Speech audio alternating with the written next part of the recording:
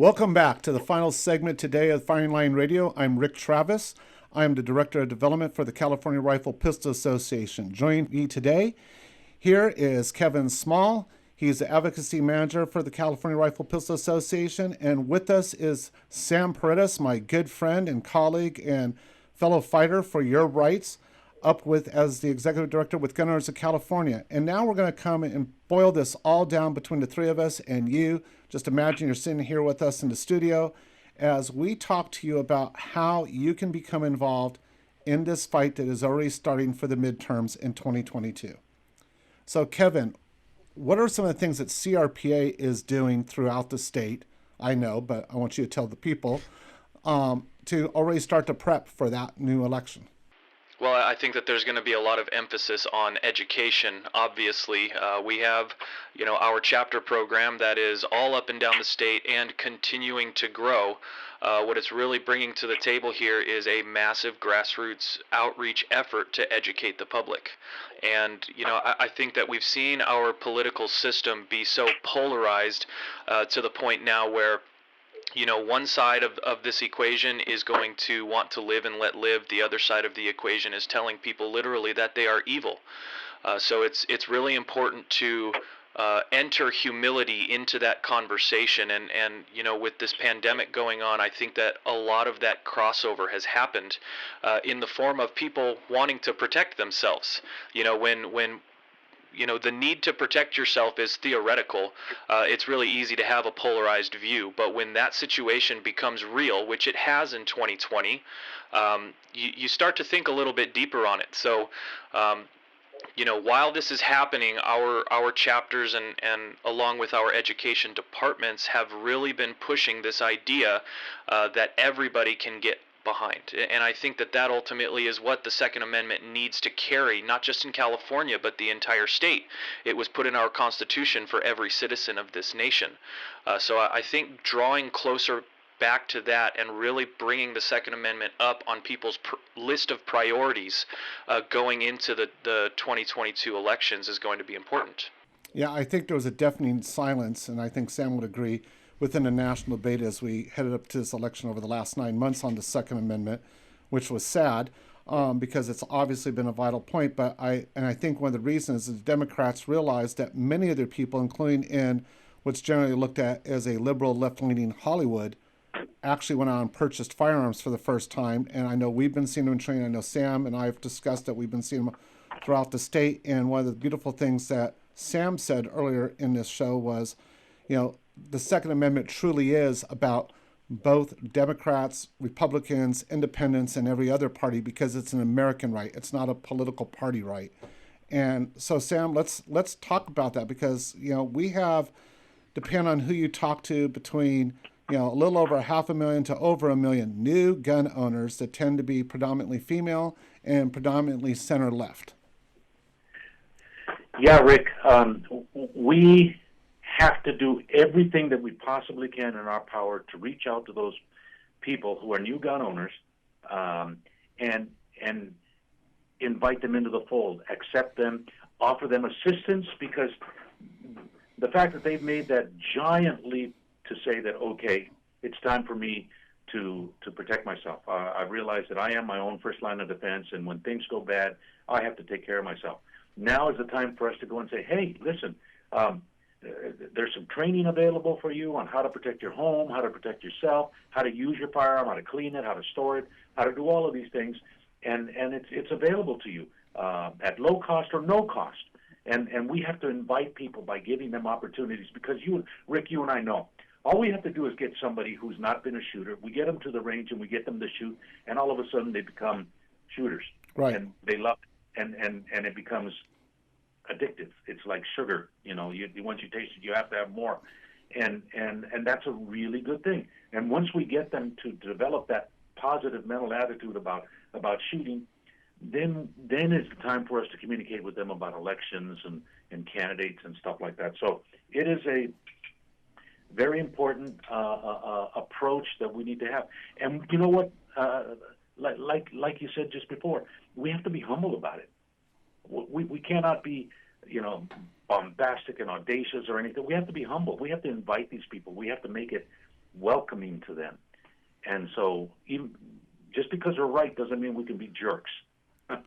Is the way I look at it. So we've got a big job out there, but we embrace them, help them, and then we can educate them once they become understanding that the Second Amendment is very important to them personally. And there are hundreds of thousands of them in the state of California. Well, yeah, and I honestly think that political conversation is going to come up quicker than a lot of us might actually think. I can't tell you how many times I've been out in public and I have started a conversation with somebody who is a new firearms owner who looks at me and says, "What the heck is this 10-day waiting period?"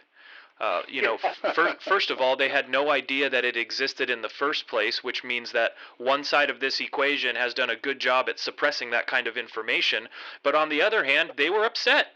Why do I have to wait? We're in a pandemic. Why do I have to wait 10 days to protect myself? So I think that political conversation is going to come up really quick, and we need to be prepared with our information to educate them right there on the spot while we have their attention.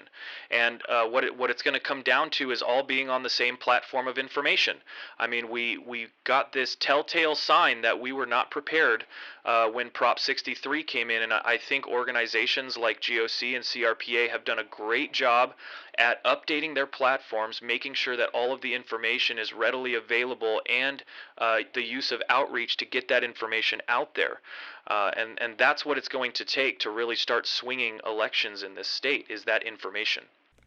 And I think one of the challenges that we're all going to have to answer with this is what actually happened was COVID-19 acted as a magnifying glass to reality. And for years, before I came to work for the CRPA as a medic in the field, I had always told people, if we have the big earthquake, you're in for a rude surprise because there's not enough paramedics, law enforcement, doctors, etc., to handle the predicted load of people that would be in harm's way from that earthquake. Right. And I think Californians have been extremely naive for decades about that and haven't taken it serious. And I think COVID brought up to people like, no, wait a second. If there's civil unrest in my little town that has 180,000 people, and like a couple of cities here in Orange County, what do you mean there's only 80 cops? And, only a third of them at any given time are actually in the department. What? That's not enough. And I think that's what caused a lot of people to go, wait, I do need a gun because there's just no way to protect me. And the reality is, in a major disaster or a national tragedy, there isn't enough resources to protect everybody, which is why you have to be able to be self-reliant.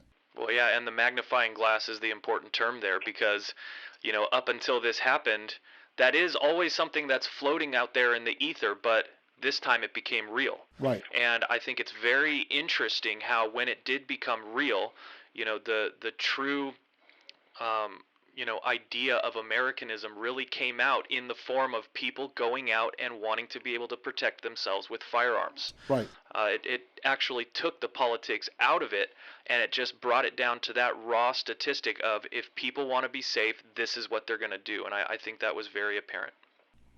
It also brought out, guys, something very important. It brought out the lies that we have been fighting all of these years.